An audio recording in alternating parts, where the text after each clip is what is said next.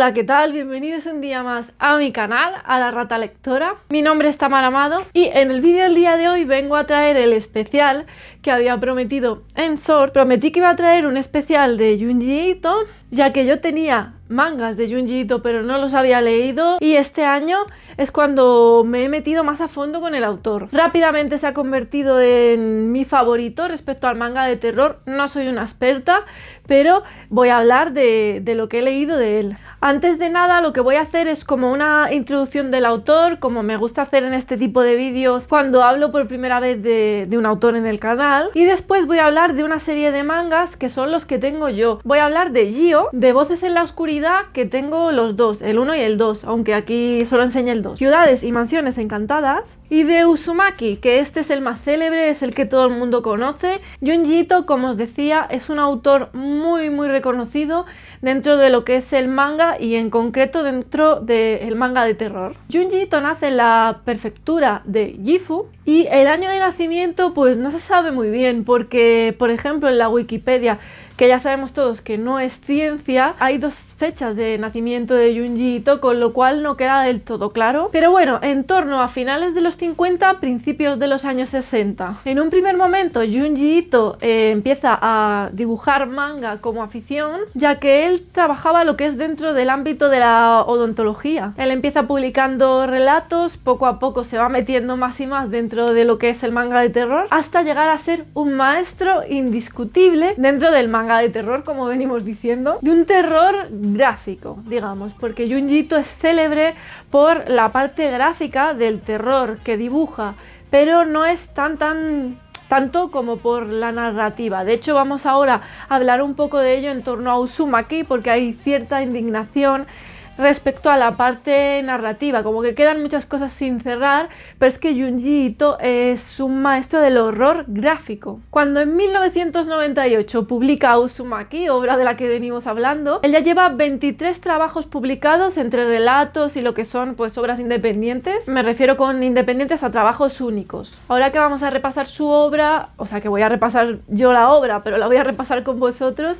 vamos a ver diferentes facetas dentro de lo que es su trabajo, porque si bien yo no lo tengo todo, me faltan muchas cosas. Respecto a lo que está publicado en español, vais a ver que sí que tengo bastante. Bueno, voy a comenzar hablando de Uzumaki. Este es el más conocido, es una obra maestra dentro de obviamente el terror, y yo os voy a estar dejando intercaladas algunas imágenes de lo que son los dibujos para que lo podáis apreciar mejor, aunque ya digo, esto os he enseñado algo en algún short, y para poder ver en esas imágenes a qué nos referimos cuando hablamos de maestro del horror gráfico, pues os voy a enseñar algunas de las imágenes que describen, o sea, visualmente ese horror.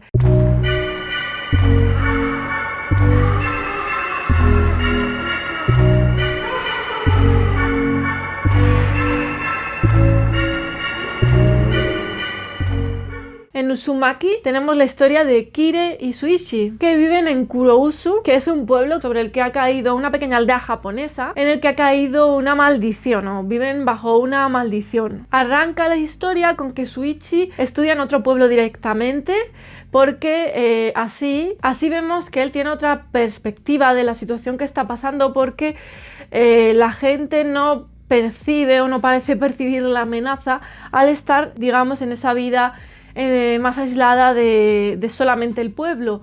Él, al irse fuera a estudiar, tiene como ese margen. Así advierte a su novia de que está pasando algo muy raro, que en el otro pueblo donde él estudia no está pasando, y que deben marcharse. Vamos a ir viendo cómo la situación de terror, de lo que se va viviendo en torno a esas espirales, a la maldición de las espirales que tiene la aldea, va escalando, y pese a que él le dice que se marchen, no se van. Ella no termina de creérselo, y cuando ya se lo va creyendo, digamos que es demasiado tarde para escapar. Y las primeras personas a las que les pasa algo terrible son familiares directos del chico. Como no quiero contar mucho para no destripar lo que es la parte narrativa, pues quiero deciros que realmente cada capítulo es una historia distinta que va pasando en el pueblo, y realmente sí se pueden considerar independientes, aunque ellos dos están en todas las historias, ¿no? Digamos que el hilo narrativo es la pareja y el pueblo en el que está pasando las espirales, pero no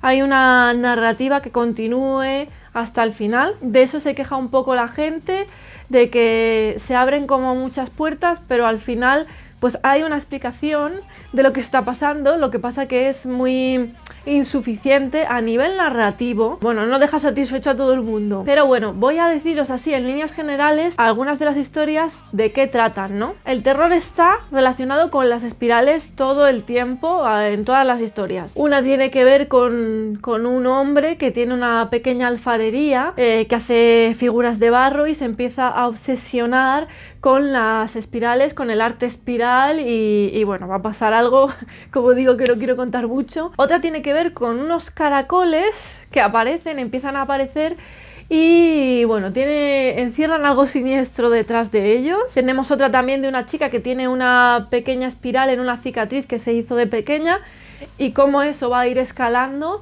poco a poco hasta convertirse, pues eso, en algo terrorífico. A mí particularmente las historias que más me gustaron fueron la 10 y la 11, que tienen que ver con unos mosquitos y una cosa que pasa con unas placentas. Esos dos, por ejemplo, están relacionados porque el de las placentas tiene que ver con unas mujeres que están embarazadas, que a su vez tiene que ver con el tema del capítulo anterior de los mosquitos y qué pasa con esas mujeres embarazadas. Pero bueno, esas dos son increíbles, de verdad. A mí me gustó muchísimo Uzumaki, aunque sí que es verdad que a mí también me quedaron preguntas sin resolver. Si lo habéis leído, por ejemplo, ¿qué pasa con el hermano de ella? Y hasta el momento este es el que más os recomiendo. Cuando hice los shorts me estaba leyendo Gio y al principio me parecía, no voy a decir original, pero se hablaba menos de él y digamos que la primera parte me estaba encantando. Y me gustó, pero tras terminarlo me doy cuenta de que no llega nada de lo que he leído, llega a la altura en la que está Uzumaki. Bueno, y voy a seguir por Gio, ya que os estaba hablando de él. Es una historia única. De los que he leído, de los que tengo aquí,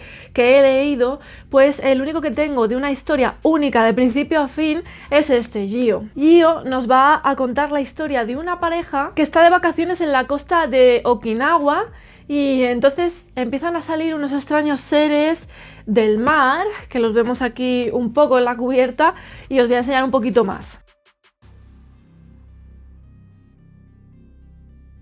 Bien, estos seres tienen unas patas mecánicas. Empieza la situación a escalar de una situación puntual en una zona de Japón a empezar a escalar a ser pues un apocalipsis prácticamente. Gio plantea cosas muy interesantes porque habla de las armas biológicas, de experimentos hechos por Japón para controlar el tema de las armas biológicas y plantea pues una teoría de una arma biológica. Esta historia narrativamente, como digo, tiene principio y tiene final, tiene desenlace y visualmente me parece una maravilla, como todo lo que hace este autor, que digo que para mí ya es un autor favorito. Pasamos ahora a Ciudades y Mansiones Encantadas, que quiero deciros que, bueno, de estos que son de historias independientes, que Uzumaki también lo es, pero Uzumaki dentro de lo que cabe, como os decía, tiene algo que une de principio al final, que es la pareja, aunque las historias sean independientes y obviamente el tema de la maldición de las espirales.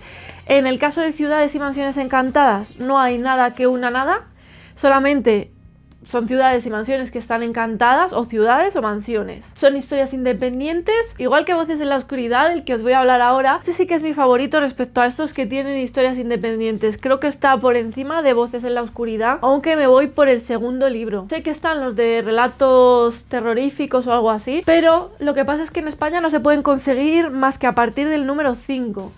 Y por ahí tiene alguien el 1 a 250 euros. No lo voy a pagar. El anime que ha recientemente estrenado Netflix pues tiene algunas de las historias de relatos terroríficos junto con otras y yo no lo he visto. No lo he visto porque creo que me puede ser un gran spoiler, ya que yo quiero leerlo todo. Al no coger solo un manga para adaptar, al no coger solamente, por ejemplo, relatos terroríficos, al coger algo de Tommy también y algo por ahí he estado leyendo, creo que es un spoiler de la obra de Junji Ito y yo pues no lo voy a ver, no creo que lo vea. Ciudades y Mansiones Encantadas tiene algunas de las historias más increíbles que he leído yo de Junji Ito. Os voy a hablar de ellas, ¿vale? Me voy a centrar solamente en las que más me han impresionado, sin hacer spoiler tampoco. Del primero de estas historias os hablé en un short, os dije cuál era la primera de las historias, os dejaré el short por ahí en alguna parte referenciado, así que paso a más adelante. Bueno, quiero deciros que algunas de estas historias yo las considero de un terror muy japonés. De hecho, algunas de ellas tienen que ver con seres dentro de la propia mitología japonesa, ¿no? Hay una historia que creo que tiene que ver con un tengu que se llama La ciudad de los mapas, y ese me encantó también.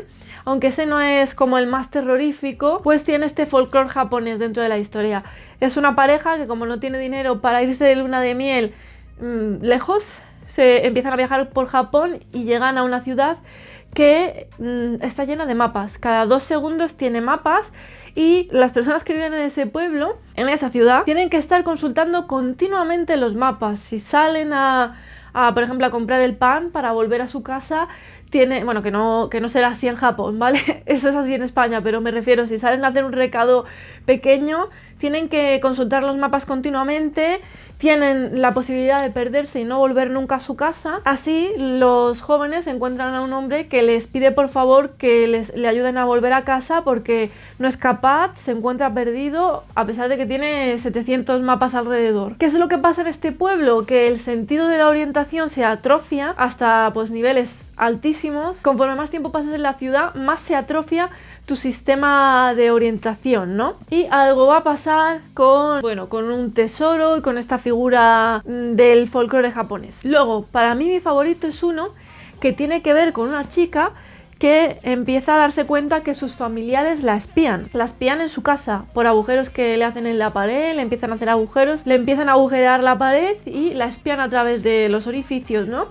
Entonces la chica llega a un momento que no puede más y huye de la casa. Decide irse a vivir con una tía, y cuando llega al barrio donde vive la tía, se da cuenta de que no tiene calles. ¿Qué hace la gente para ir de un sitio a otro? Pues atraviesa las casas de los demás, de tal manera de que la intimidad no existe en el barrio donde vive la tía. De hecho, la tía no lleva ni ropa, porque intentar tener algún tipo de intimidad es absurda, ¿no? Algo pasa, hay una historia de por qué está pasando esto, y también se mezcla con una versión japonesa de Jack el Destripador y me pareció sublime, ese me encantó. Y ayer me terminé el volumen 1 de Voces en la Oscuridad y me voy por el volumen 2. En este primer volumen igual tenemos historias que son independientes.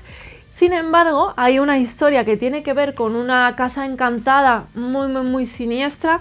Este está muy bien. Pues en Voces en la Oscuridad 2, que es el que me estoy leyendo ahora, hay continuidad a la historia de lo que pasa en esa casa embrujada, que es una atracción, ¿vale? Es una atracción que llega de repente a un pueblo. Lo que vemos en Voces en la Oscuridad 2 sucede 27 años después de todo lo que pasó en relación con esa atracción de la casa encantada, ¿no? Como digo, son todo historias independientes, simplemente esta tiene continuidad. Y según creo, pero no lo puedo afirmar hasta que no lea los 2 mangas que tienen que ver con Soichi, creo que se llama. Yo he visto el manga, pero bueno, no lo tengo todavía.